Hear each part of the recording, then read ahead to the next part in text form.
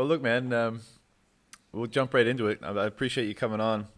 It's something, Give Bitcoin, I think came on my radar month, month or two ago, and it's one of those like services that kind of just clicks, And we'll obviously get into this, but one of the big things that we all encounter as Bitcoiners is, our loved ones, friends, family, that kind of thing. Like, how do we cross that bridge without coming off as a lunatic and without really giving investment advice? Because that's one thing, like as strongly as we believe in this thing, investment advice is like politics. You don't really want to discuss it because, you're on the hook if something goes bad, and, you don't want that kind of responsibility.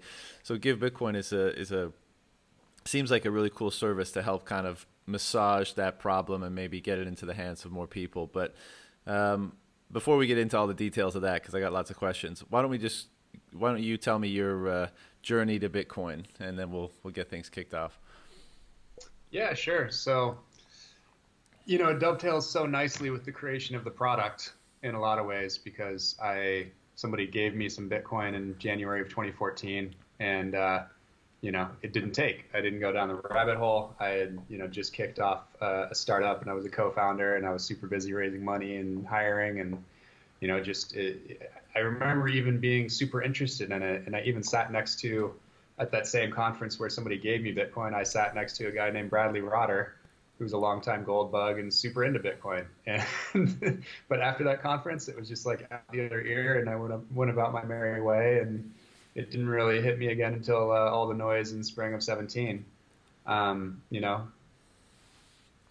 the interesting thing about that was all the noise was coming. I've been working in Silicon Valley startups, basically angel investing, advising, occasionally operating for about 6.5 years ever since leaving Google. And, so in my network, it was all of the people doing altcoins, basically. Mm-hmm. It was a lot of Ethereum this, and the guy that sort of sparked my interest had just taken a job. He had left one of the best jobs in VC to go and be like the fundraiser BD guy for what became Orchid Labs. And so I kind of came at it initially through that. Luckily, everyone that I reached out to said start with Bitcoin. So that's what I did. I started reading in summer of 17 and got super interested in Bitcoin, but I still had, as we know, this is like a new technology that makes you want to think about it like technology if you come from that industry. Right. Only later do you get the right mental model and you realize, the technology is like 10 or 15% of it, and it's, 85 or 90% money. Yeah. And you need a different way of thinking about it. So it took a while for me to get there. I really wanted to work in the industry somehow. Being in Los Angeles, this is, the DNA was super noisy around here, and they had a bunch of EOS money and a bunch of people that had done the ETH pre-sale and in the crowd sale, and so that was Sorry, kind of like what was super noisy? DNA Fund, which is Brock Pierce, his fund, basically doing ICOs and stuff like that. So And you that's kind of you were involved in that in some capacity? yeah. I started out coming in trying to help ICOs get off the ground. They looked like startups to me. Right. And basically, so I was doing that from like November through about February or March of 18, and that's kind of when I think I read my last white paper, probably in February or March of 18. Mm-hmm. But I already had a job. I was president and chief investment officer of DNA, Mm-hmm. and I continued in that role for about 6 months, basically just hiring people to read white papers and do the work. But I just personally, my interests had moved on. I started a consulting division to only deal with people that had already raised a lot of money because I just didn't really believe in the model. And I started working on, I was by that point just completely down the rabbit hole on just Bitcoin.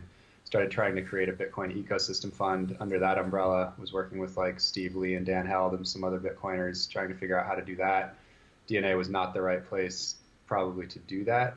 I left at the end of August 2018 and basically just focused on Bitcoin full time, plus Silicon Valley startups. So I continue to do advising and angel investing in regular startup land. I like SaaS startups, marketplaces, platforms, ad tech, stuff like that. Yeah, it's such a funny phenomenon. And I've spoken to a bunch of people on this podcast, and one of the the questions I ask them is, have you ever purchased altcoins, and if so, are you likely to do so again in the future? And I asked that question because I just want to see how many people and in what capacity they, the kind of frenzy swept, how they got swept up in the frenzy.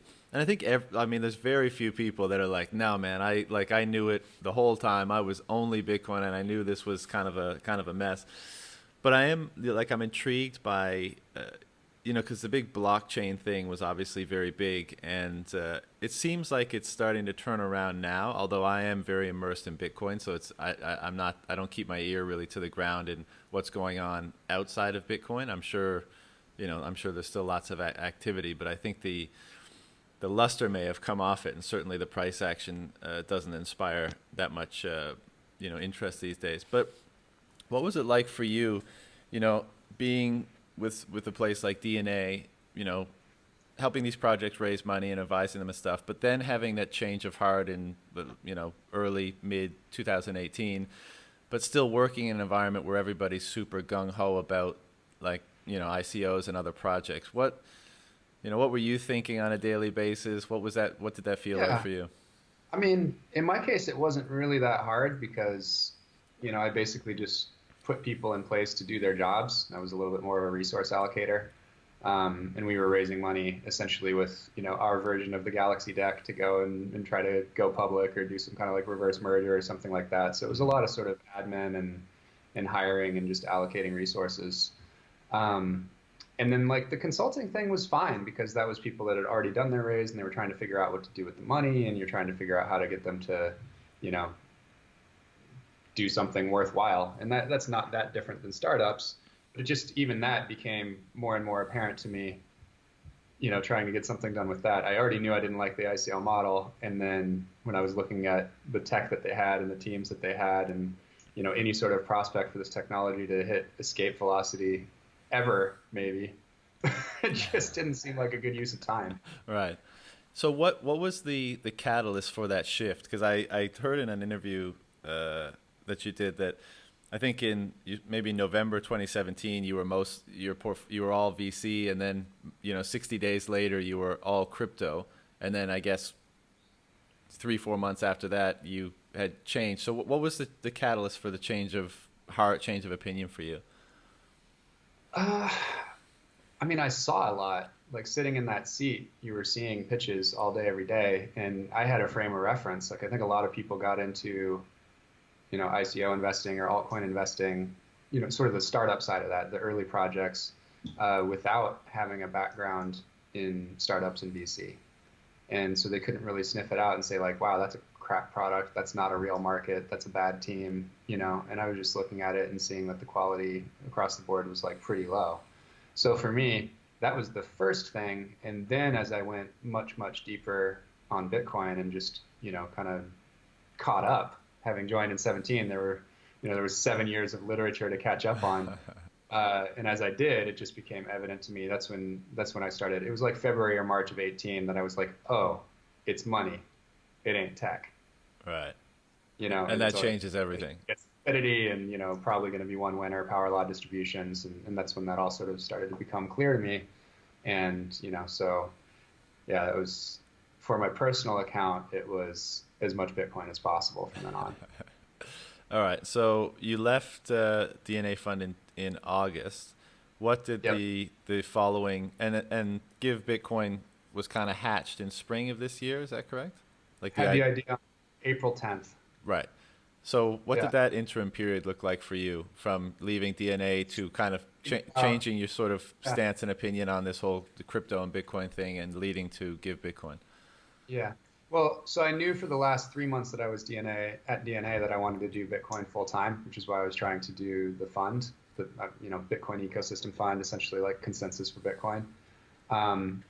And so when I left DNA, I continued to sort of like keep that going, but kind of backburner it a little bit because I needed to figure out some way to, make money. I started doing more sort of advising and consulting for regular non-Bitcoin blockchain startups in Silicon SF in New York again. And My first idea was kind of with a couple of guys that I'd worked with that wanted to do a structured product. And then the second one was a closed-end fund that would be like 80% Bitcoin and 20% levered treasuries that could probably get listed and be available in like retail and institutional brokerage accounts a lot faster than an ETF could be. That may actually end up being true.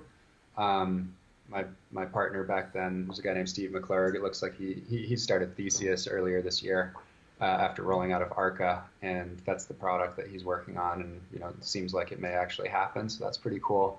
My problem with that for me personally was I like getting things rolling, but once, if I was going to have a role in that going forward, you're talking about, up and down Wall Street, Right. talking to people that don't give a shit what you're talking about. And I am way more motivated by talking to people that already care what I'm talking about.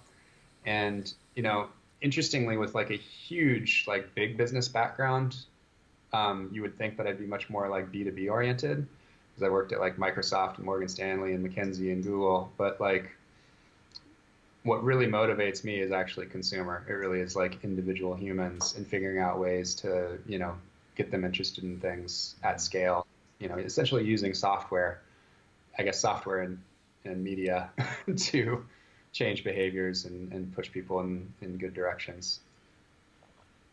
And so how did that manifest into GiveBitcoin? Like, what was the aha moment? Where did the idea come from? Yeah. So you have as the background that I was given Bitcoin and it didn't take, and I also lost it, by the way. Can't access How much were you given, and by who? It was actually Brock Pierce. Oh, Brock Pierce. Yeah. Didn't really know him back then, but he used to be a media guy, and he was at a media conference giving Bitcoin to everybody. He gave me $50 of Bitcoin at the time. I don't know what it was in January. I think it was probably $600 or $700. Right. So like not a big deal. I think it was like a quarter of a Bitcoin or something like that. But just enough to wish you still had it. ended up being meaningful. In December of 2017, and I was frustrated that I could not figure out the password. But then the thing that really pushed it over was I knew that Bitcoin was a big deal for sure by like fall of 17 after reading all summer. And that's when I started really talking to my parents about it and my dad. And it took me 18 months to get my parents to buy some Bitcoin. Wow. So my dad finally smashed by in like March of this year.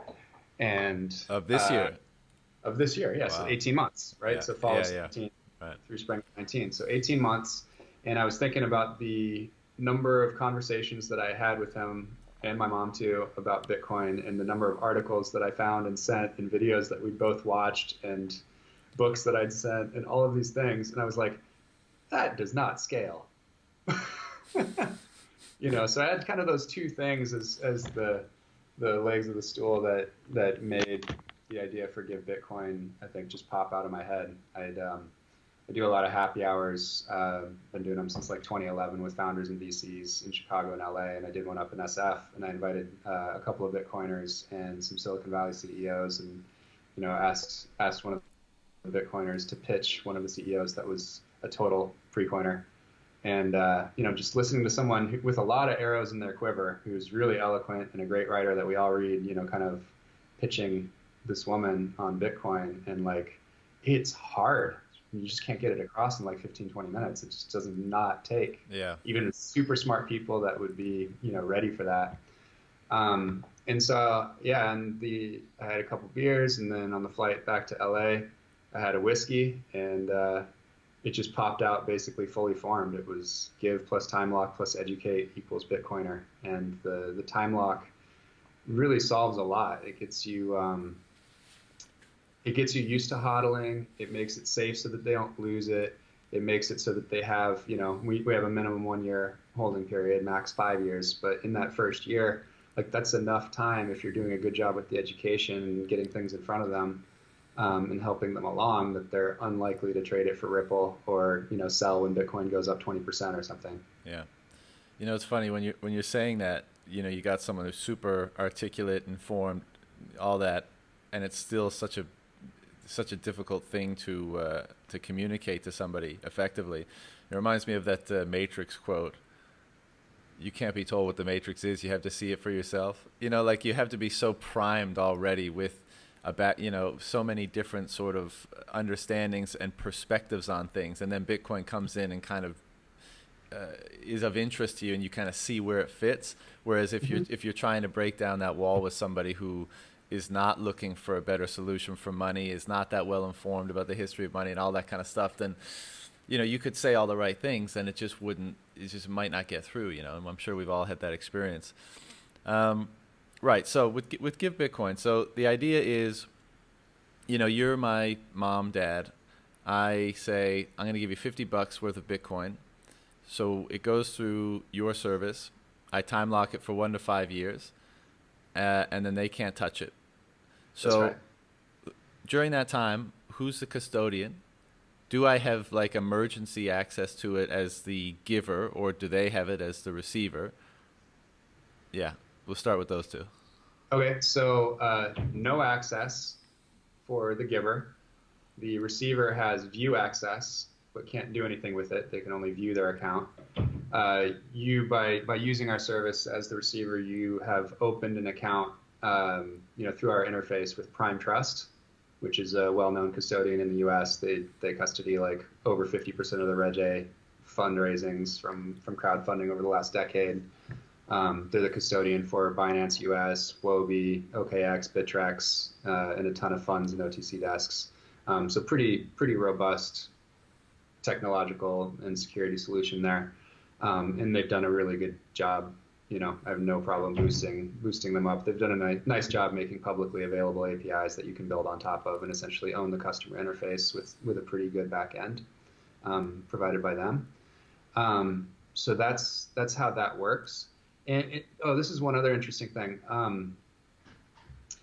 A lot of people want to give a gift, but they don't want to have to follow up. So it's not always going to be your sister or your uncle or your homeboy from college. It might be somebody at a conference.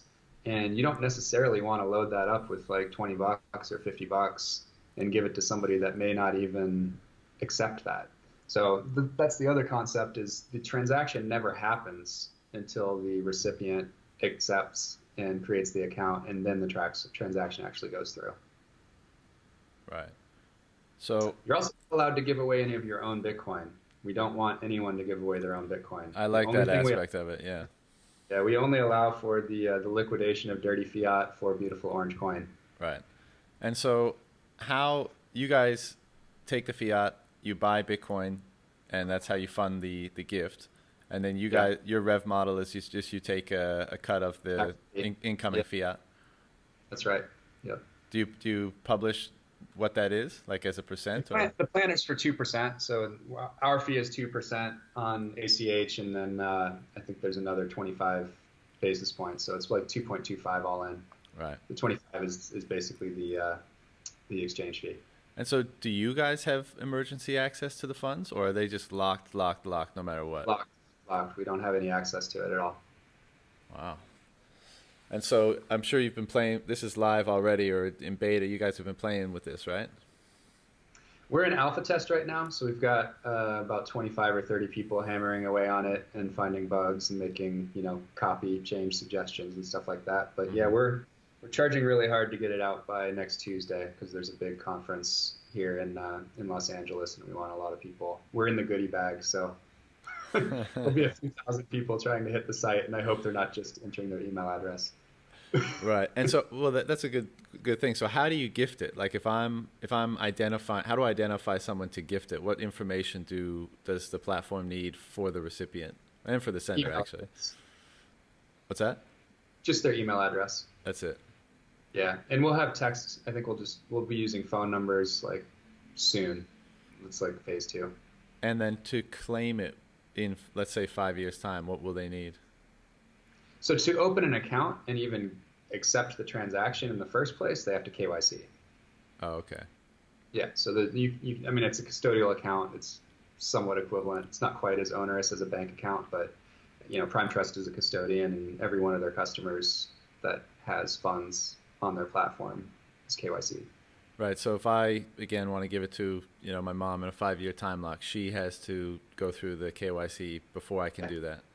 That's right. Yeah. And what does that entail? I don't know for sure, but it's not like a crypto exchange. It's a little less onerous than that, and the flow is pretty nice. So like, We're playing with it right now, so but it's probably going to be like name, address, proof of address or ID, something like that. yeah, something like that. Right. And I guess there's no way around that if you're going to be using a custodian, right? Nope, no way around it. And there's no way to do what we're doing without a custodian. Right. Like it doesn't solve the friction problem. I mean, the very first thing when I thought of this, the first thing I went way deep on talking to everybody and reading everything I could was just about like time lock functions on network and seeing if there was a way to do that.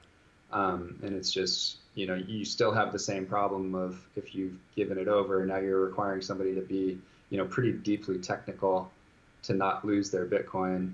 And then that basically still leaves all that friction for the giver because they are basically Bitcoin IT support for life for everyone that they've spawned. Right. And that's what we want to get rid of. We want to make it super easy for you to be a mega evangelist of Bitcoin using this product. And so the giver has to be KYC'd as well, right? You just said that? Mm-mm. No, because they're basically KYC'd by their bank by virtue of having a bank account. Oh, okay. Okay. So they can just open up the app or the platform, send $50, put the email of the recipient in.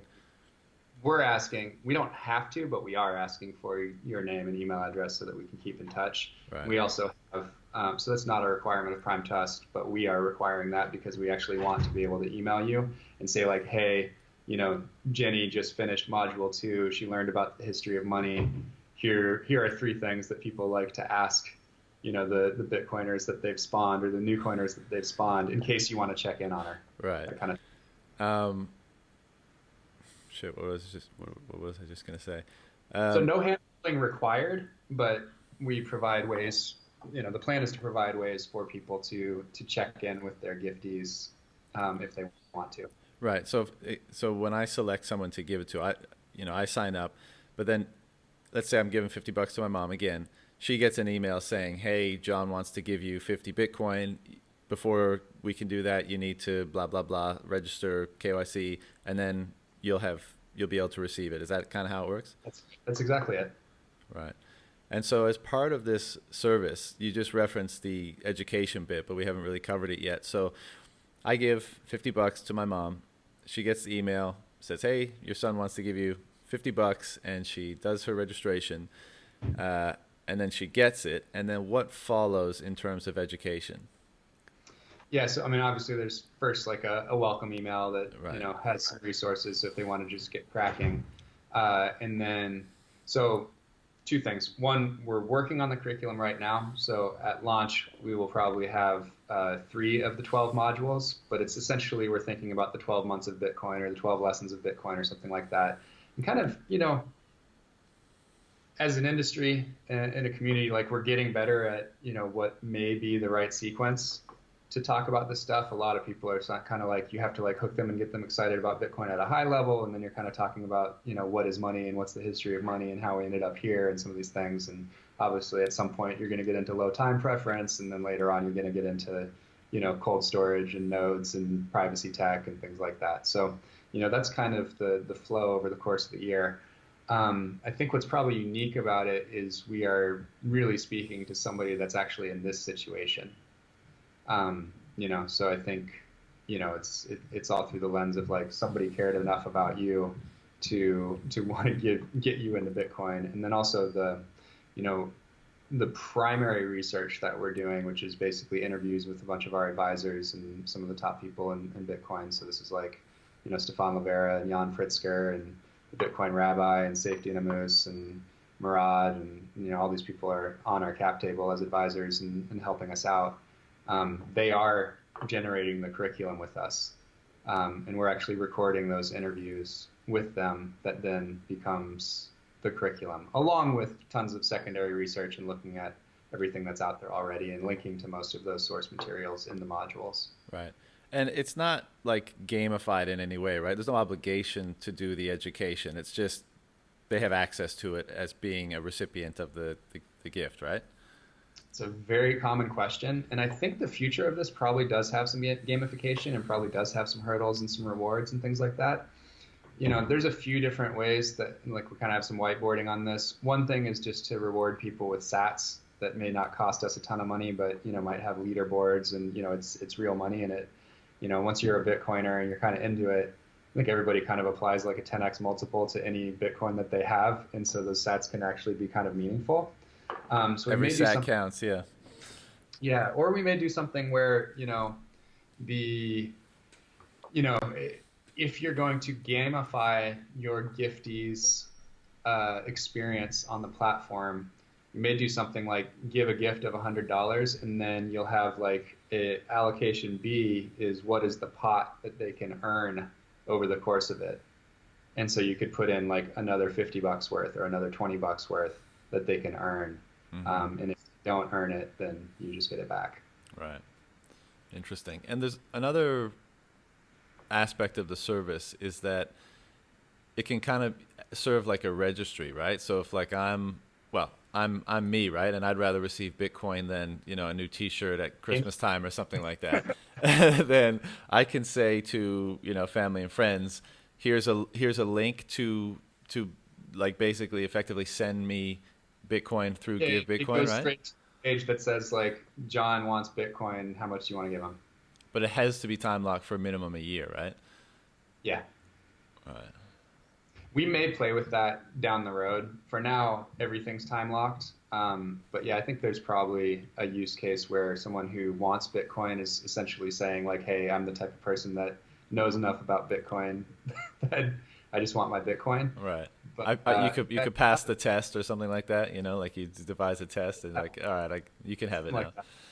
Yeah, I'm glad you mentioned that because that was something, you know, this is one of these things, like I just love getting into a space and then like once you're thinking about it all the time and talking to people, you end up with better ideas. And yeah, we realized, you know, fully 3 months into this, it wasn't until July that we realized that the get side of this is probably going to be a lot bigger, you know, because I think people are super motivated to get Bitcoin and they have totally. that greed.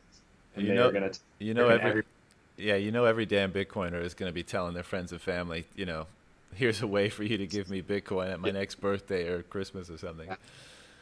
But then it's like, it's super interesting because, you know, this now gives, like if I'm thinking sort of expansively about this and what it could mean in sort of a broader context, you know, there are a lot of people in this space, a lot of the authors and podcasters that basically say we have to wait for a generational change, that it's like going to be really, really hard to pull people that are like 55 plus or, you know, over 70 into this. But, you know, I've had a lot of conversations with some people in that demographic, a couple of whom are big time Bitcoiners and shoot. And now I'm not going to out him as being older, but let's just say a very well-known Twitter personality who's been on some podcasts is of that older generation and is pseudonymous. And he's super excited about the fact that everybody's, you know, nephews and grandkids and kids and all the Gen Z and millennials will be asking boomers for Bitcoin as a present and how that's going to actually spread through and give some of those people a shot at participating in a few bull runs, you know, probably when they most need it. Yeah, absolutely. I think, you know, anything like this that just gets it in the hands of more people. Who was I speaking with yesterday? The topic comes up a lot, you know, of how might resistance to Bitcoin manifest, either from a state level or, you know, most likely from a state level. And, you know, the talk always kind of goes to mining, right? Like, could the state actor control, you know, 51% of the mining power and stuff like that? And most people think they could if they really wanted to. But the more hands that this stuff is in, then politically it just becomes, you know, very, very unpopular. If we can get to the stage where there's tens of millions, hundreds of millions, or even billions of people that have some skin in the game, then, you know, you can't criminalize that number of people. You can't, you know, be too onerous with regulations on that number of people. So anything, you know, like GiveBitcoin or like, you know, companies like Lolly now and Fold that are basically giving you sats back for when you spend, just so that, you know, more and more people at scale have $50, $100, something like that in the game, then I think that's probably the biggest protection against, you know, regulation of some kind, onerous regulation.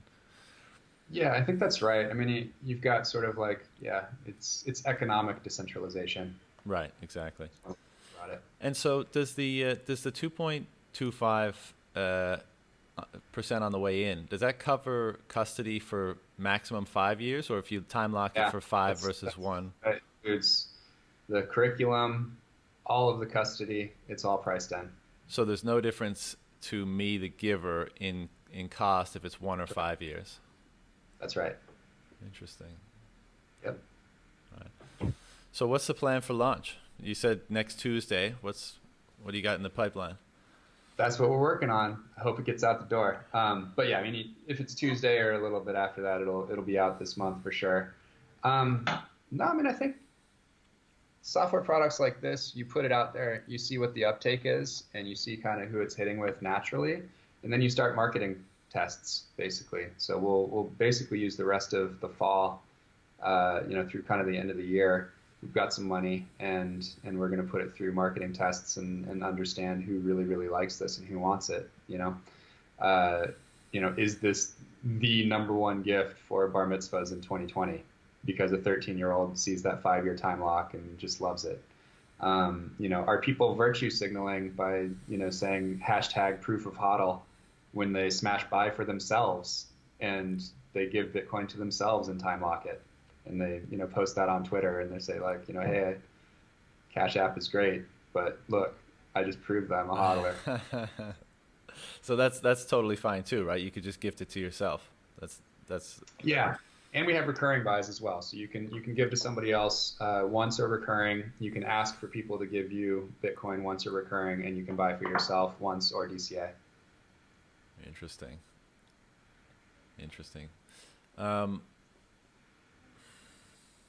Yeah, that's a cool service, man. So what is this a full-time thing for you now, right? Well, yeah, I'll definitely check it out when it's available. This is full-time for you? Yeah. And do you have what kind of a team do you have working on this with you? So there's 6 of us, like pretty focused on it, and then a bunch of people helping out. So yeah, we've got a fairly large extended team. I'm just getting done with the LLC agreement right now, and I have to get 25 signatures. And that's like advisors and investors and that kind of stuff.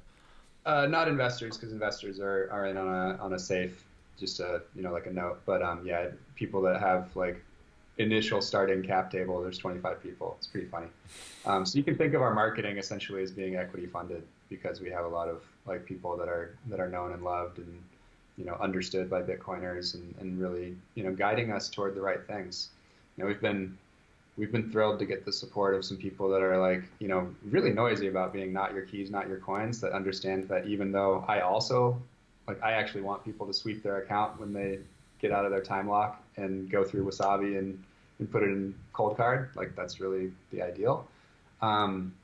But, people like Matt Odell and Stefan Livera and Safe that are all about that recognize that the benefits of this, far outweigh, for a lot of people that we should be getting into Bitcoin, the mass audience, basically. Yeah.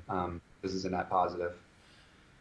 I'm still thinking about your comment about virtue signaling as a hodler. I could easily see that becoming something, where people, because right now, stacking sats is kind of the thing, at least on Twitter, especially with the non-accounts, you got people that are very public about how vigorously they're stacking, and to be able to say that you stacked and you locked it for 5 years, that I can see that becoming a bit of a thing. I guess we'll have to wait and see. So, yeah, we're gonna try to make it like really fun to share. So we'll have like the goal is within a month or two we'll have like 3 or 4 different visuals or memes or things that you can kind of include with your posts. I could see it being really big with like the Taco Pleb crowd, all of the 6.15 fans. Right. Cool, man. Well, that's kind of satisfied a lot of my questions. Did we miss anything with GiveBitcoin? Was there any kind of attributes or aspects of the service that we didn't touch on? No, I think that's pretty much it. Yeah. So you guys are just on fire now, trying to get launched by next Tuesday. Yeah, and just kind of spreading the word and letting people know that we exist. Cool, man. Well, I don't know if you've listened to previous episodes, but I've got kind of a rapid fire list of questions now. So if we're unless you have anything else to add about GiveBitcoin, we'll just break into that. Oh, no, I'm pretty ready, man. I picked up Spedsky from the airport yesterday, and we did a Bitcoiners brunch, and Breedlove was there, and I talked to Haas earlier today for the first time by phone. So, yeah, I think I'm hitting the gallery. I did two of these yesterday, so I don't actually. I actually planned to prepare a couple of answers, and then I got just smashed with work all day, and I have nothing. So it'll It's really just better that way. the head, yeah. Yeah. All right. First one. Here we go. What is money? It is the organizer, it's the allocator, it's the ties that bind us all, and it's basically the way that we coordinate what we value and what we work on globally as humans for 7.5 billion people. If you had to explain Bitcoin to your grandmother, someone over 80, what would you say? Better than gold, Grandma. What's the primary reason why Bitcoin is important to you? Honestly, this has become. I'm like super heavy in now. This is like a real moral crusade at this point. This can't be part of rapid fire. But yeah, no, I really think, you know, Bitcoin may not fix everything, but it does fix our money problems. And money is at the root of so many of our problems, and the fact that we have poor money and a poor system of money today, it fixes that. And I don't even think we can hypothesize all of the things that will change for the good when we are on sound money like we've never had before. Like it's actually going to be so much better than the Belle Epoque and the Industrial Revolution in, late 1800s, because Bitcoin is better than gold. Yeah. And that was great. Yeah, totally agree. And it does sound like you've been speaking with Father Haas recently. What do we got? Most effective method of educating people about Bitcoin in conversation or more formally? Yeah, I mean, I've gotten a lot better, and I've made a study of, trying to come up with different angles of getting people involved. But really, I think I just posted yesterday. Naval had a great quote last year or the year before. We basically said like the old way of scaling is capital and labor, and the new way of scaling is media and code. And I think thus far we've done a good job of scaling evangelism through media. What we're attempting to do is to scale evangelism through code. What movie or song is most related to Bitcoin in your opinion? Well, I would have said The Matrix up until like 2 weeks ago, but I started rereading 1984. So now it's 1984, and this is the insurance policy to make sure that doesn't happen. Interesting. Favorite movie, clip, or rant of all time? Uh, I got a random one for you, and people are gonna have to go and watch this movie now because it wasn't super wide. But Ben Kingsley in Sexy Beast, when he's just screaming at the guys down in Marbella, trying to get them. I don't think I've seen that. I'll have to check it out. The movie is Sexy Beast? Absolute must watch. Should have won like 12 Oscars just for that role, like every year for 12 years. Yeah, it's amazing. Can Bitcoin be stopped? If so, what is Bitcoin's biggest vulnerability? If not, why not? Yeah, so short answer is no. It's too late. That's just I mean, my knowledge is what other people would term my belief, but that seems to be my understanding, is that it can't be stopped. It could, I think, be the way that I think it could be delayed by decades would be a concerted effort by, probably U.S. led, essentially for all Western nations to basically shut down on and off ramps, and essentially then we'd be facing like a pretty big crashed price and have to essentially create a circular economy within Bitcoin from super privacy oriented types. But I still think it would win in the long term, and I think it would just spring up in different places like a hydra and essentially still come to dominate. Mm-hmm. And I also think that scenario is super unlikely, because we're going to try to find all the kids of the 535 congresspeople and senators and make them give their parents Bitcoin. Nice. What was your most recent aha or level up in your understanding of Bitcoin? Something you learned recently?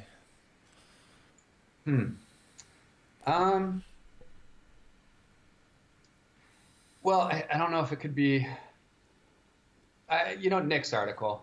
That was, Nick's from Castle Island Ventures, Nick Carter, a most peaceful resolution. That to me was like the best shorter form piece since Vijay Boyapati's bullish case for Bitcoin.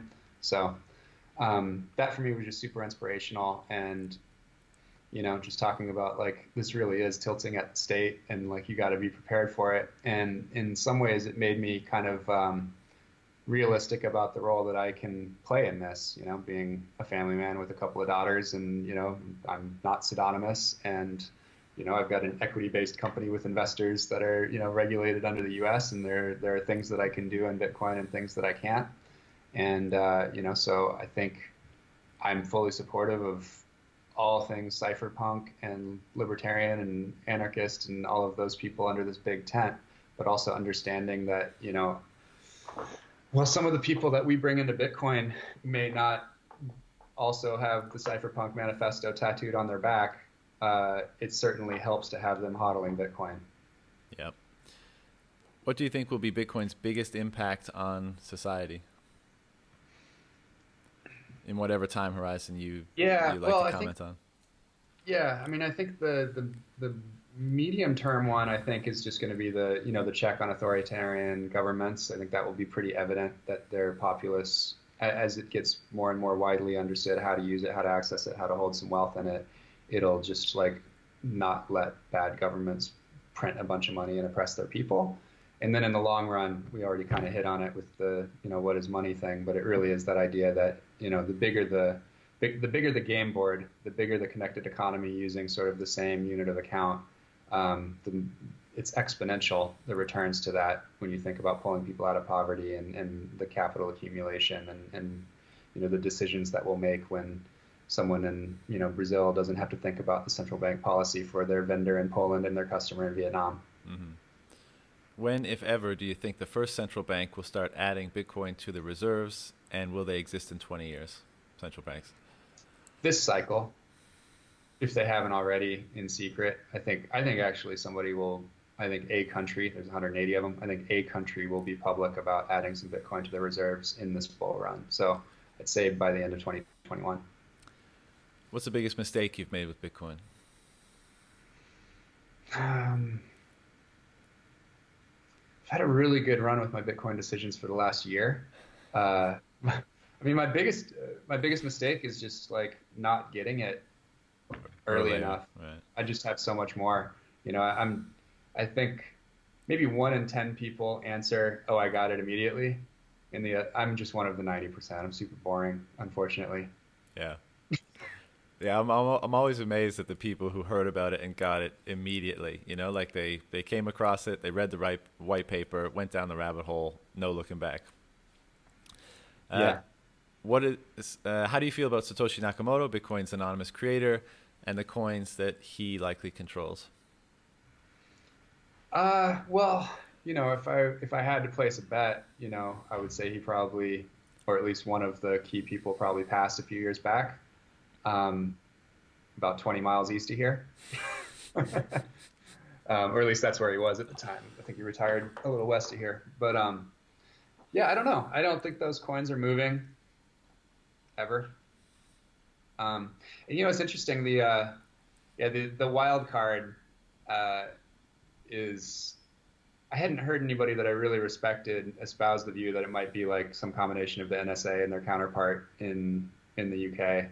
Until Raul said it like very vehemently on a recent podcast, and that made me kind of think about it. I've been asking some people, and like, it's possible. I don't think you can discount it completely. That there are some people that thought the fiat system was doomed eventually, and we better have like some kind of backstop. And having sound money is not bad for the United States and our political position in the world. Because this country is still, very advantaged geographically and demographically. And so if the economic playing system is fair, that's probably fine for the U.S. Yeah. So I wouldn't put it past them to, do Bitcoin after doing Tor. Yeah, I had Raul on this show, and he actually said he answered in that way. And that was the first time I'd heard that speculation as well. What have you learned about yourself, or how have you changed, if at all, as a result of learning about and interacting with Bitcoin? Yeah, I mean, it's definitely just the longer time horizon thing. Like low time preference has been the big thing for me. Just trying to be healthier and thinking more about the future. We're actually in the process of collecting some really good stories. We're going to put out a book, hopefully by Q1, called "The Gift of Bitcoin," which is going to be the stories of 21 people and how their lives were positively affected by Bitcoin. Nice. Have you ever purchased other coins? If so, are you likely to do so again in the future? I mean, I'd say way more than half my stack comes from earned shitcoins from my fund days. Right. So yeah, I'm very happy to have some of that stack built that way. But yeah, I don't anticipate myself purchasing any altcoins because I just like if I were gonna do it, I would only do it to stack more Bitcoin, and I am not a trader and I don't have time for that.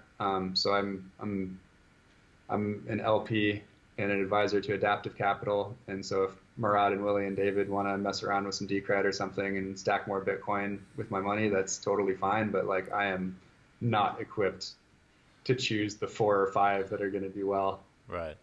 No way I'd make the right choice. Did you get just a question on that? Did you get, because obviously you were helping, these people that did believe in other projects other than Bitcoin back, in 2018. Did you get pushback from them? Like, did they kind of feel like you were deserting them, or did they? What's that? Leaving them behind with my maximalism. Yeah, exactly. Yeah, yeah, definitely. Especially some of the people that I hired that I really like as people who are like spectacularly intelligent. And unfortunately, like when you're in that world and you're, going to DevCon and Consensus and talking to like super smart people, and they're usually sort of come from tech, these people, especially the ones that I was hiring.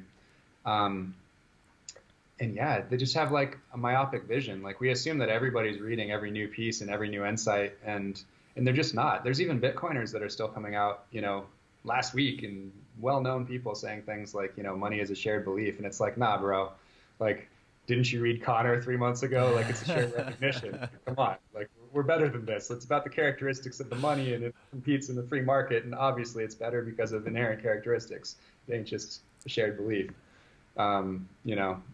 But yeah, they're not necessarily all armed with the same inputs that people that are living and breathing this on frickin' Twitter and podcasts every day are. Right. So they were maybe a bit resentful of your kind of departure from that way of thinking. I don't think there's been any resentment. I think there was like like literally just structural abandonment of me having, brought them to a place that I left fairly abruptly. Right. Um, but I made sure that they all got settled in at a stable shop, and most of them ended up at Wave Financial, working with Dave Seymour and Les Borsai and Benjamin Tsai, and they're doing like cool Bitcoin structured products and investing in equity of, startups and things like that. So like, relatively benign place for those guys to land if you're thinking about the whole ecosystem. Right. It's really hard to make money focused exclusively on Bitcoin, as you know, and like there's always, we see some of the most OG, most respected Bitcoiners going and working for exchanges that have plenty of shitcoins listed, and we have podcasters that, they got to eat, and so, your sponsors are sometimes going to be, whatever they are. Right. I think it was forecast back in the day by a lot of the people on Bitcoin Talk and Reddit that, probably the way to do Bitcoin entrepreneurialism was going to be, kind of like open source and providing services and consulting around open source projects and things like that. And I do think that's probably where a lot of it happens down the road. But I also think there's just going to be massive opportunities for companies like, Casa and Unchained and BlockFi and us and, essentially just like normal businesses building for Bitcoin, for Bitcoiners, on Bitcoin, around Bitcoin, and being, real profitable for-profit enterprises over time, because we're remaking the entire financial system from the ground up. Yeah, I couldn't agree more with that sentiment. I mean, I'm not here to, really pass too much judgment on anybody, but I mean, obviously many of us have or, have had in the past or even still have now an inclination toward expediency, right? We want the things we want them as soon as possible. And I think, that obviously impacts our decision making, and that leads us down a number of different roads. But and Bitcoin is going to happen ultimately at its own pace. We all contribute to this in our various ways, but nobody controls the pace of Bitcoin. And I guess for some, maybe it moves too slowly, doesn't give them what they want when they want it. But I agree totally that ultimately this will just be, it'll be the financial system itself and a lot more. So there's going to be a lot of opportunity. If I ever do the Brandon Quittem thing and try to do the long drawn out analogy, I'll probably use in vitro fertilization. Go on. Well, I just thought of it like kind of recently, but basically, as I understand it, it ain't magic. It's really like 50 different things that you dial on. And if you can increase the chance of success on most of those by like 2 or 3 or 4%, that's basically what takes someone from, not having a baby to having a baby. Mm-hmm. And that's kind of what we're trying to do with Bitcoin. Like we're trying 100 different things and we're all trying to make it like 5% better or 10% better. Like my goal is like, if it were possible to do the analysis, I want to make, this bull run and the next bull run, go 20 or 30% higher because we exist, or even 5% higher or something, so that when it crashes down, it's 5 or 10% higher than it otherwise would be, and more people feel better about it, or maybe we can help smooth out the trough of the next one, or whatever it is, or just like thinking about it in terms of user numbers. Like that's probably where we have the most leverage with this product is like, if there's 60 million people that hold Bitcoin in some amount today, like realistically, we could probably get Bitcoin in like 5 or 10 million people's hands over the next few years through this product. Like that's not completely unreasonable, and that would be a lot of new Bitcoiners. Yeah. What is your most controversial or contrarian view or opinion, if none on Bitcoin? Any subject, fair game.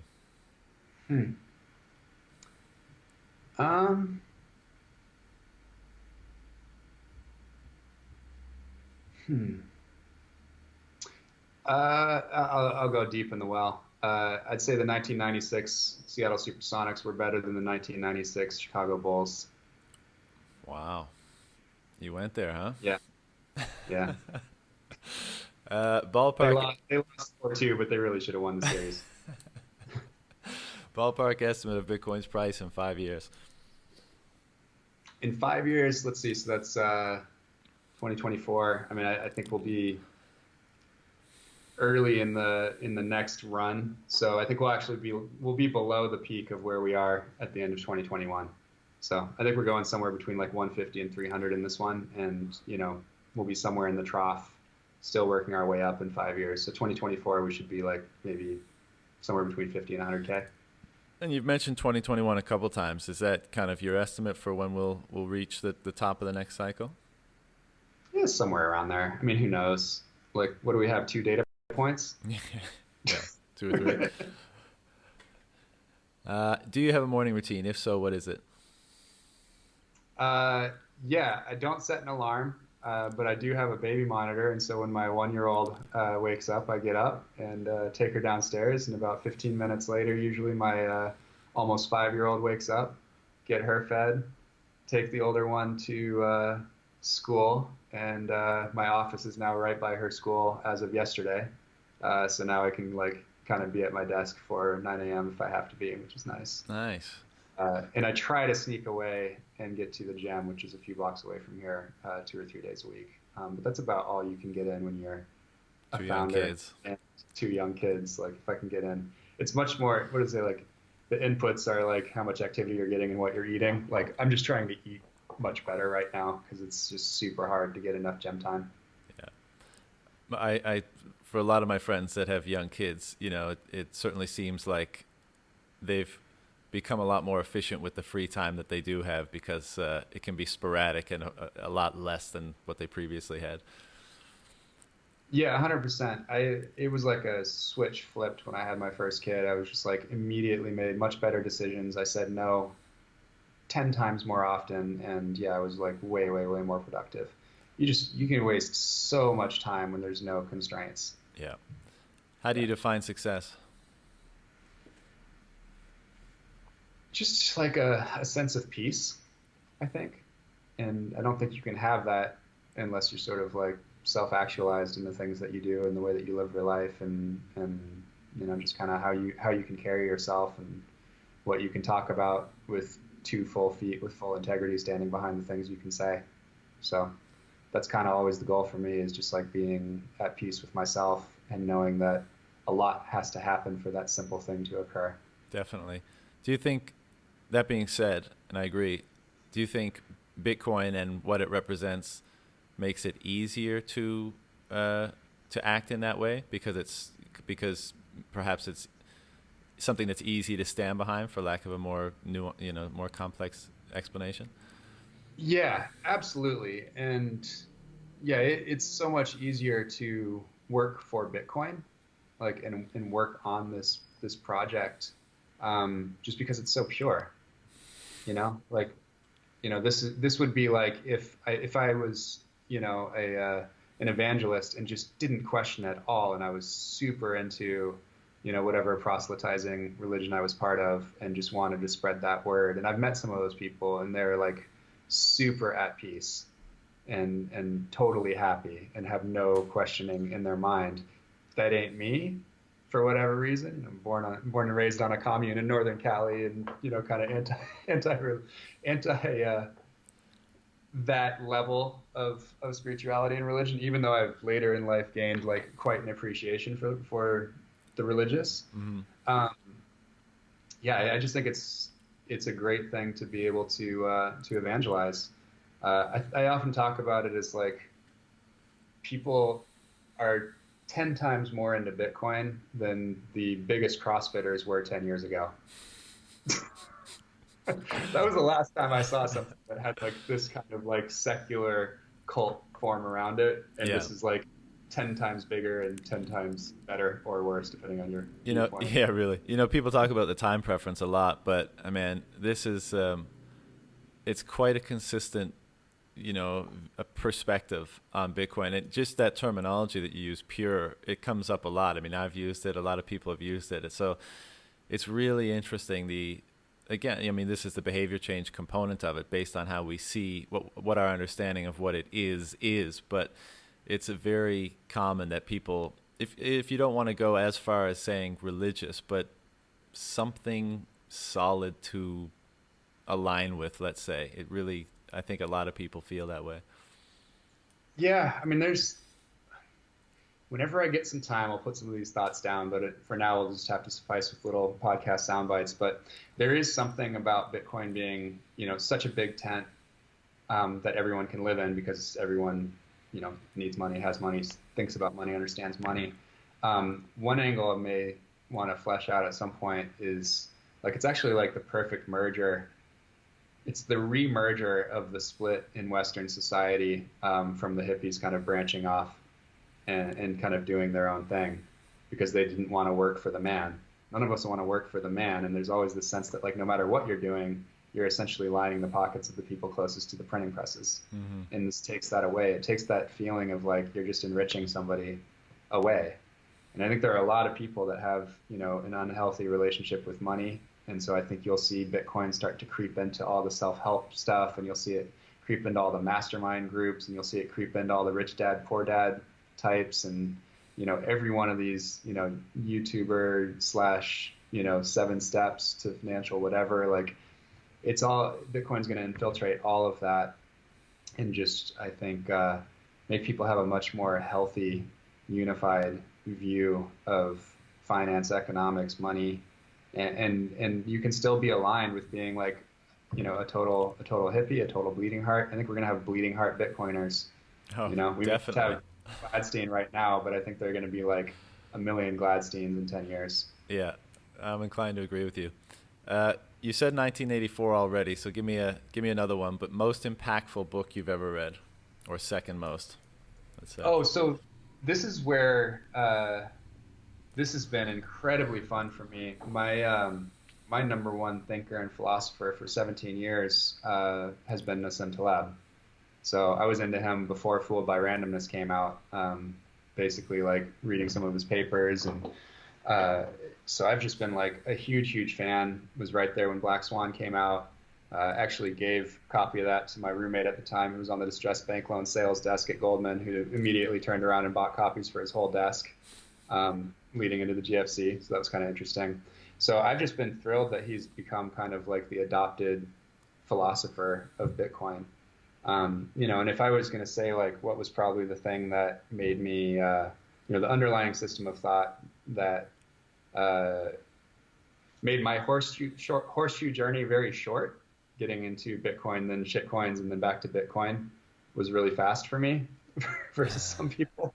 It was probably just having that underpinning and that system of thought and barbell strategies and thinking about life as call options and just kind of like protect your downside, and a lot of those things just made it really easy to get back to the truth. Nice. So where's your go-to place to learn more about Bitcoin? I don't know, man, just Twitter and podcasts, basically. Less the podcasts now, I think, because there hasn't been like a huge evolution. So we're just kind of like, for me, it's more about picking up new messaging and like meeting the people and just knowing that I can learn quite a bit about interesting Bitcoiners without having to set up a call. Right. And knowing that people who are better at asking questions than I am are eliciting great responses from them. Whereas I may just, like your conversation with Haas is like, I learned way more about Haas from your conversation with him than from mine because my questions suck. so podcasts are awesome for that. But otherwise, Appreciate that. Yeah, I mean, it's Twitter. And also like Telegram's just amazing. Like we have some incredible Telegram groups where I just learn a ton and we test out messaging, and I've organized a couple of them that have been incredibly useful that have a lot of people bandying thoughts about. I run my entire company like 90% on Telegram. So really, that's been a great tool. And we do owe crypto and ICOs for the usefulness and the speedy acceleration of the functionality of Telegram. Well, you're right about Yeah. that. What is one thing, an important action that myself, anybody listening, can take to up our game as far as you're concerned, or in an area of your expertise? I think you all need to become scaled evangelists of Bitcoin by giving Bitcoin. Yeah, I mean, test it out, see who it works for, and give us lots of feedback so we can improve on it. And definitely this Christmas, make sure everyone gives you Bitcoin for Christmas. I'm looking forward to that. What is one question you'd like to see added to this list, if any? Oh, I had thought of one, but shoot, this is the only thing that pops into mind. What is Bitcoin's spirit animal? So like, if you're gonna think of like what animal is Bitcoin, and it can't be the honey badger. Anything that's already taken. So you're gonna have to answer that now. Take on that. Well, I didn't have an answer prepared. This is for go forward, but it's interesting. I don't know. I guess I'll quote an old Cypress Hill lyric and say it's the wise old owl. I like that. I like that question, actually. There should be some good answers to that. I'm looking forward to using it. Okay, last part, word association. I blurt out a word. You give me the first thing that pops in your head. Satoshi Nakamoto. Hal Finney. Government.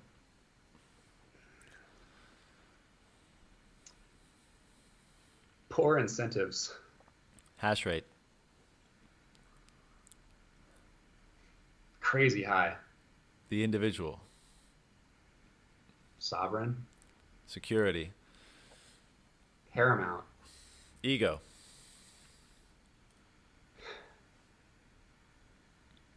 A lot of downside there. Greed. Good, obviously. Stacking sats. Just the best frickin' meme of 2019. Just awesome. Fiat. Love stacking sats. Fiat currency. Liquidate dirty fiat. Guns. Beautiful orange coin. Guns. Complicated. Altcoins, also known as shitcoins. Ooh, flare coins when you don't want to swear on Twitter because you don't want to get like diverted and distracted by all this noise when this planetary sized fireball of Bitcoin is right there. Like, don't get distracted by the flare coins. Pizza. 10,000. Socialism. Misleading. GiveBitcoin. Scaled evangelism. Family. Everything. Trump.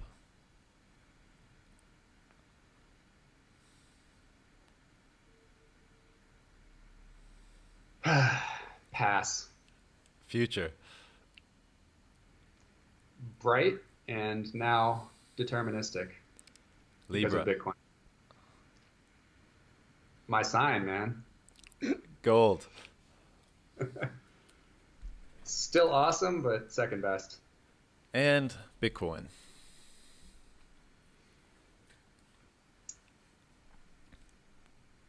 Not just money, the money. I like it. Cory, that's it, man. I really appreciate you taking the time. I'm sure you've got a lot on your plate with the upcoming launch. Did you want to direct people to anywhere, related to you, GiveBitcoin, anything like that? Yeah, sure. So we're pretty active on Twitter. It's give_Bitcoin. The site is givebitcoin.io. I'm sure my Twitter handle will be in the show notes, but my name is Cory Klippsten, and we're pretty accessible at conferences, and I answer all my DMs, and yeah, love to talk with Bitcoiners, love to bandy about ideas for how to onboard new coiners and how to reach them and how to sort of like spread the good word. That's what we're all about. Yeah. Well, look, man, I'm excited to see the output of all yours and your team's hard work. So I'll anxiously await the launch date. But until then, best of luck with it, and I'm sure we'll speak sometime in the future, either in person or on another pod, to get an update on GiveBitcoin. Yeah, I would love to do that. Thanks so much, John. Okay, brother. Take care of yourself. All right. Bye-bye.